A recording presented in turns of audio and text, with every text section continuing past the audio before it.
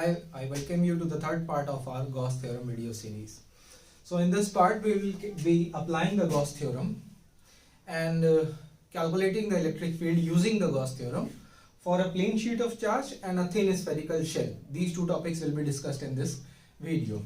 Okay, so let's begin with I have mentioned what the Gauss theorem is. The proof of Gauss theorem has been discussed. For line distribution has been discussed.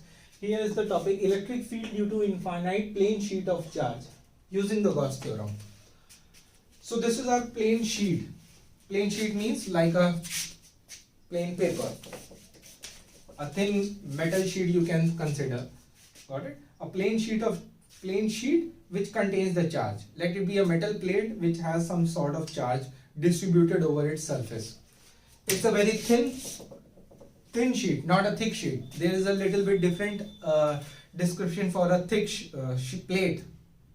Be very careful whether it is saying sheet or it is saying plate. When the plate is, there will be two surfaces. For sheet it is so thin, there is only one surface. Okay, so for Gauss theorem we have to choose a Gaussian surface over there. So due to this, infinite means it extends in all the four directions. Okay, I cannot make that infinite sheet. So at a distance r from the sheet, we want to calculate the electric field. For the simplicity, we'll choose another point at a distance r. Let this point be P, so this point will be P dash. Because it is a sheet, both sides there will be point at the same distance r. Because we want to apply a Gaussian surface, and Gaussian surface will follow the symmetry, okay, by the condition if you want to apply it. So what kind of surface we'll choose? Let us again choose a cylindrical surface. Okay. So this surface we have chosen. This point is P dash, this point is P. From the sheet, this is the sheet, this is the sheet, okay, this is the sheet. So we have taken a cylinder like this. If this is the sheet, we have taken a cylinder like this, some sort like this. So there will be curved surfaces. There is a curved surface and there is a plane surface. Okay, we want to apply this and let the area, this flat area equals to A. Both sides the area is same because same cylinder is there, and due to this area, again take a small area which is dA, and its vector will be dA vector, perpendicular outward. Electric field at this point, let it be E. Field at this point be E, and since this is a sheet of charge plus charge, the field is moving away. So field direction is also in this direction. So dA and E became parallel. The angle theta between the dA vector and E vector is become 0. So our EDA cos theta will be EDA. E dot dA is equals to EDA cos theta, and it will be equals to EDA. Okay.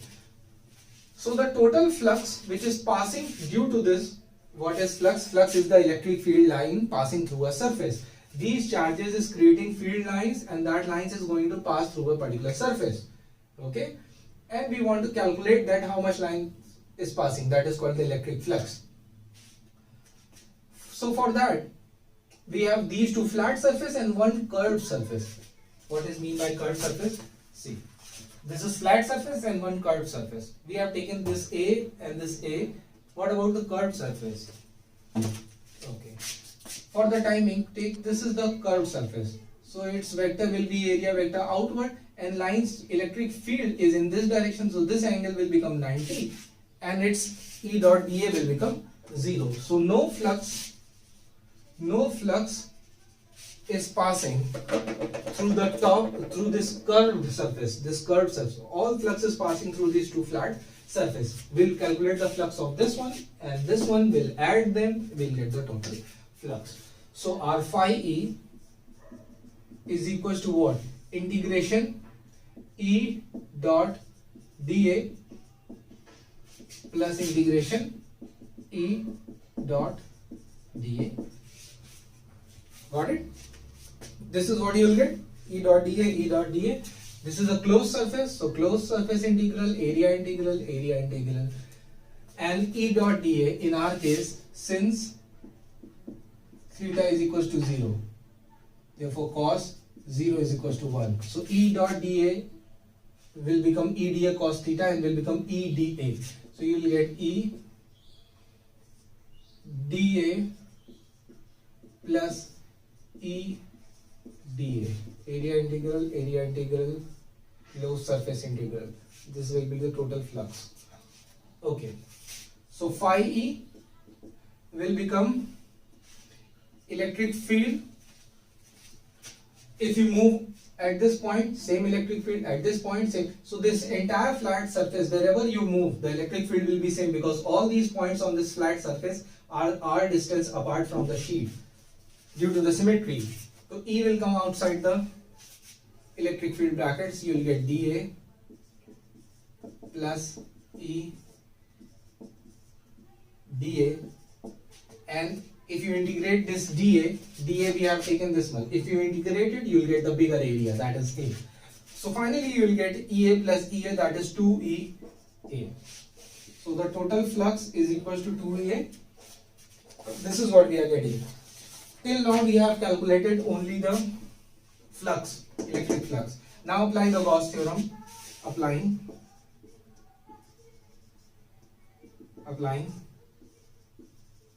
Gauss theorem. What we will get? We will get phi E is equals to Q upon epsilon naught. Q net upon epsilon naught. So how much charge is inside this cylinder? This much charge is inside the cylinder. So per meter square or per meter square per centimeter square, how much charge is distributed? Let it be, say, sigma coulomb per meter square. Sigma coulomb per meter square, no equality. So sigma is the surface charge density.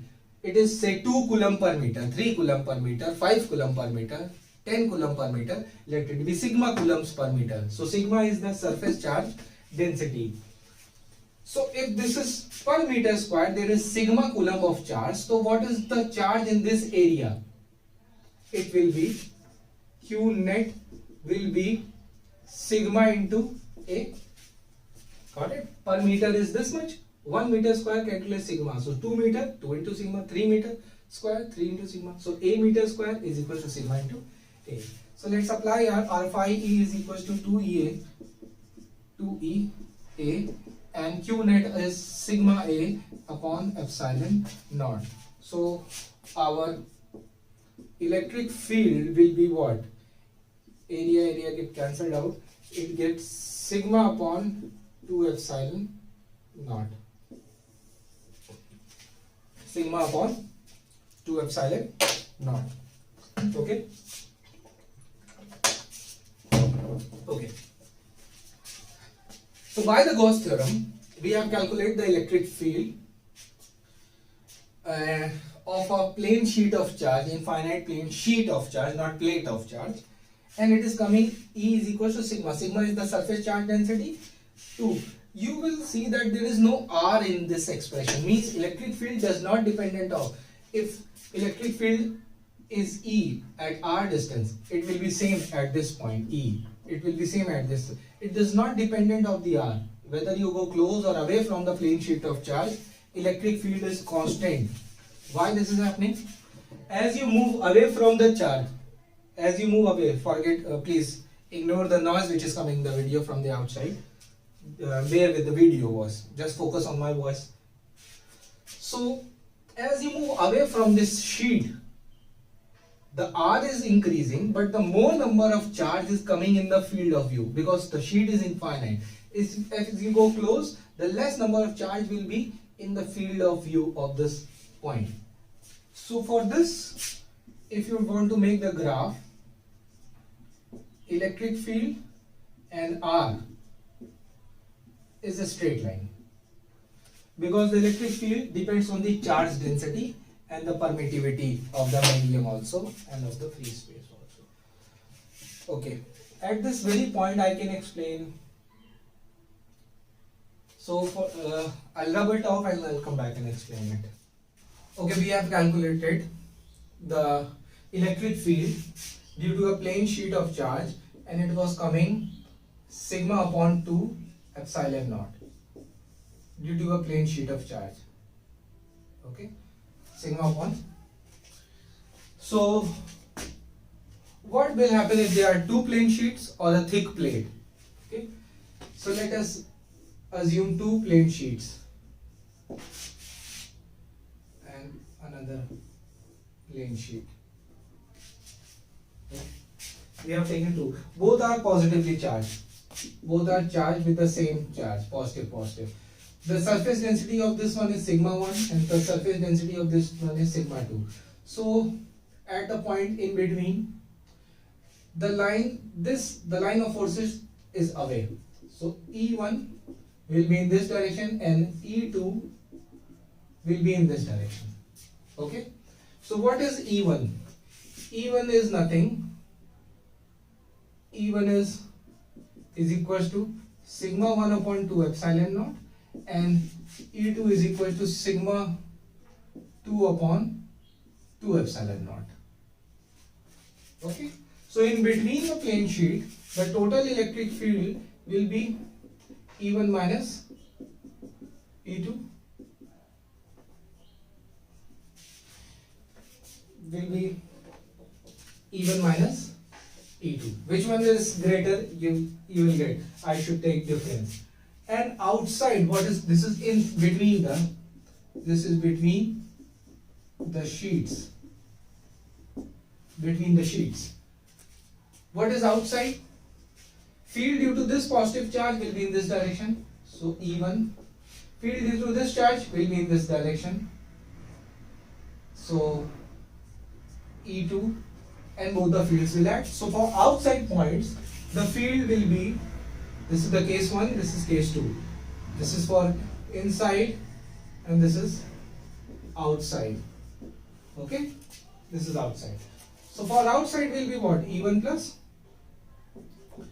E2, we can write down as sigma 1 plus 1 by 2 epsilon naught 2 epsilon naught plus sigma 2 upon 2 epsilon naught. This could be written as 1 by 2 epsilon naught outside and sigma 1 plus sigma 2. If both the charge density is sigma 1, if special case, if sigma 1 is equal to sigma 2, then this E will become what? This will become 1 upon 2 epsilon naught. Sigma plus sigma, that is 2 sigma.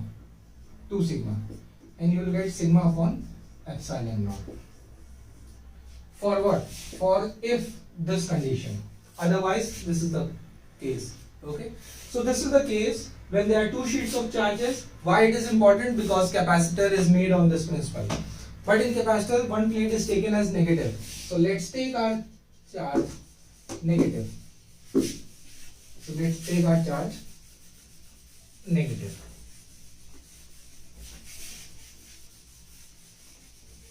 Due to one plane sheet of charge, electric field is equal to sigma upon 2 epsilon naught. Due to one plane sheet of charge. If this charge is negative and this is positive, so in between point, positive charge, electric field E1 in this direction, negative charge if there is a Q naught charge.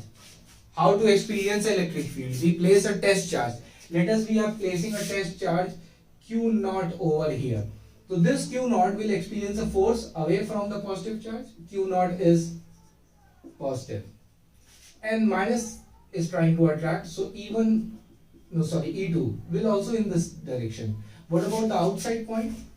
Field due to this one will be E1 and field due to this will be E2. So the fields due to the two plates of charges with opposite charges will add up in between and subtract for the outside point. Okay. So this is the reverse case. So first case, inside between the charge or inside, we will get total field will be what? 1 upon 2 epsilon naught sigma 1 plus sigma 2 because they are getting added. For outside case 2, total field will be what? 1 upon epsilon naught, 1 upon 2 epsilon naught, sigma 1 minus sigma 2. Got it? This is the case. Why we were, if instead of sheets you are giving thick plate, not plain sheet, if you are given a charged plate of metal, so whatever the charge will given on this plate will distribute on its surface because the charge inside the surface is zero always. If this is a metal plate, so what happened? This is a plate. The two charges will go on the two sides of the plate, and it behaves as a sheet of charge. Got it? What kind of sheet? With the same charges. So this is all about your plane charge distribution, electric field due to a plane sheet of charge, and a pair of sheets of charge, and all about. Our next topic, I'll rub it off and then come with the next topic, that is the electric field applying the Gauss theorem due to a spherical shell.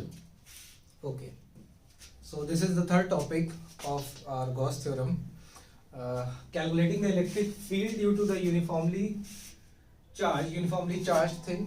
thin charged, it is somewhat different, uniformly charged thin spherical shell.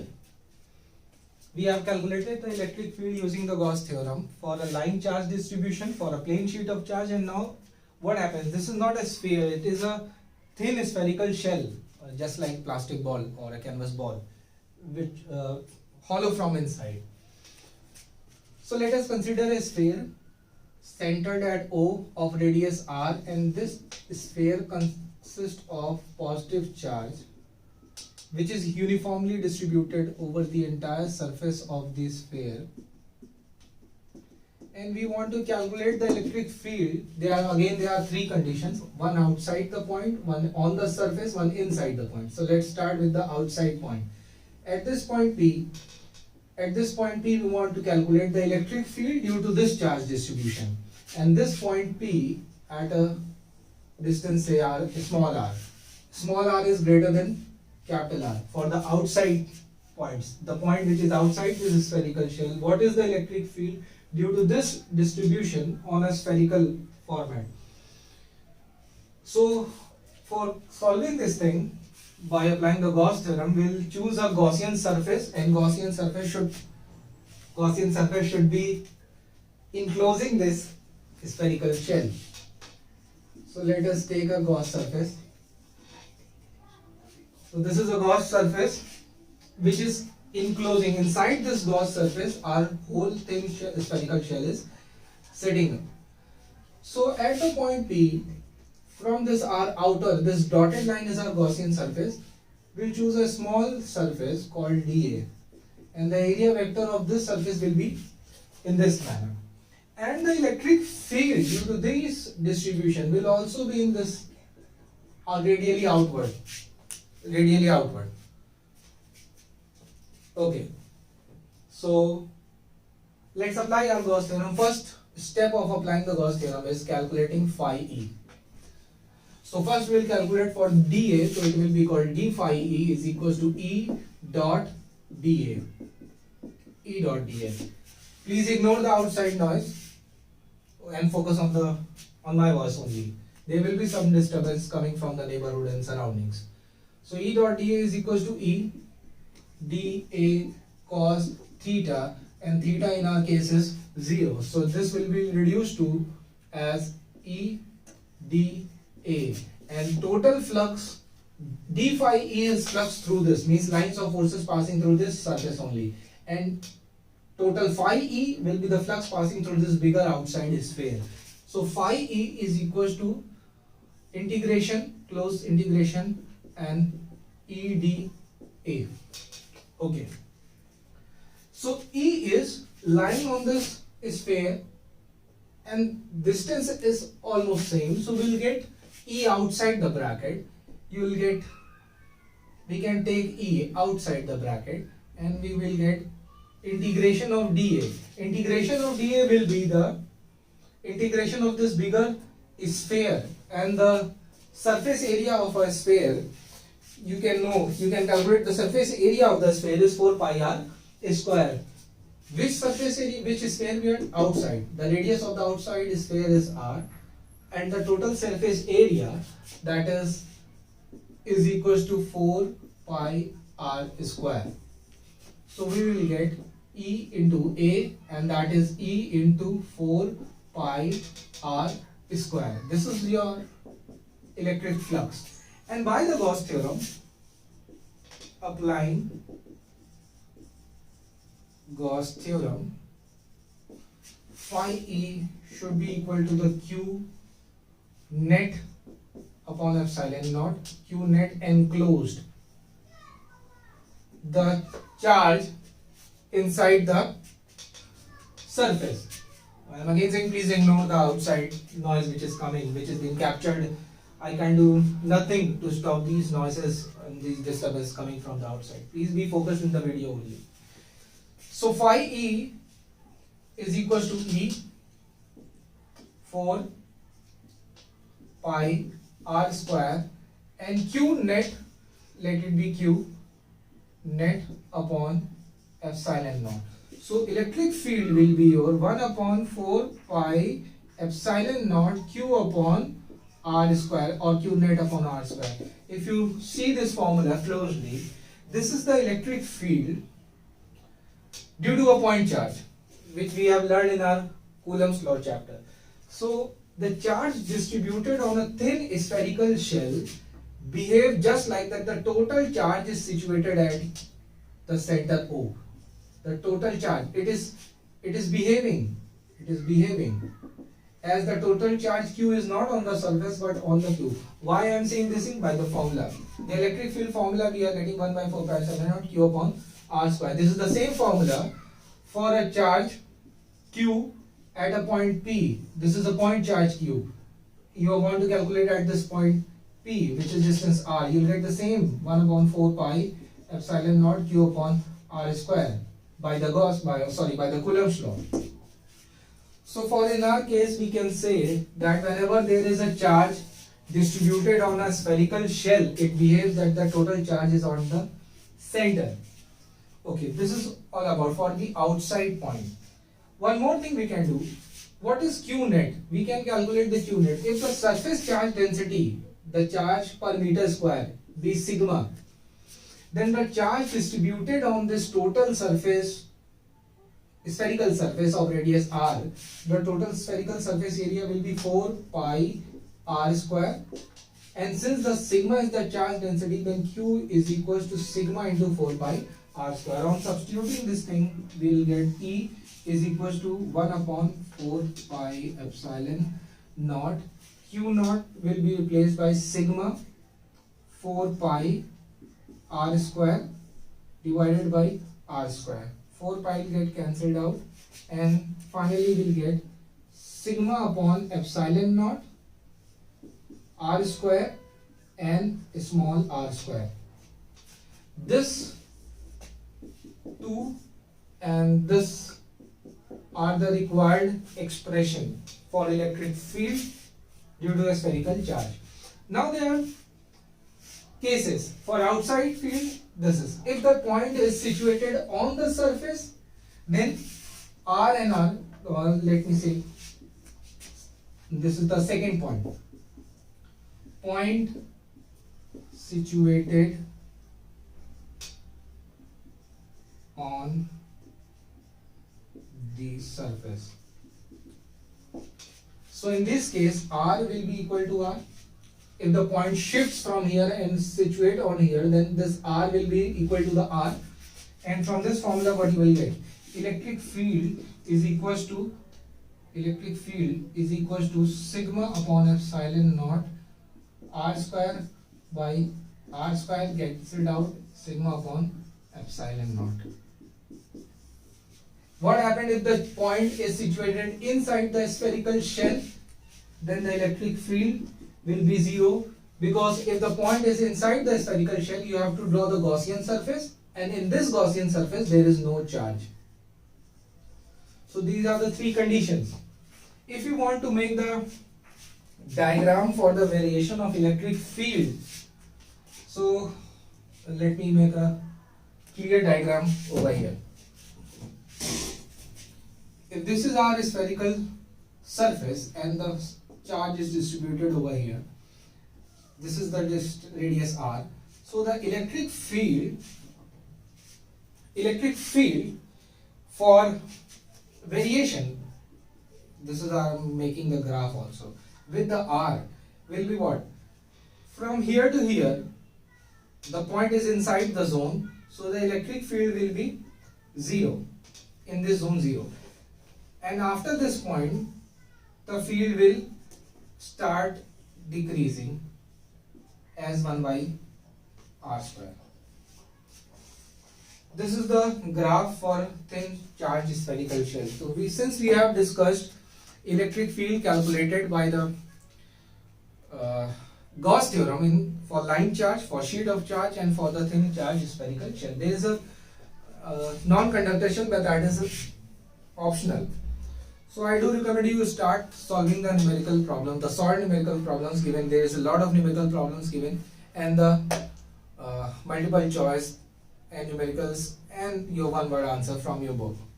So at this point we have ended our Gauss theorem chapter by completing all the points. We'll meet you in our next chapter, that is about potential and all that thing.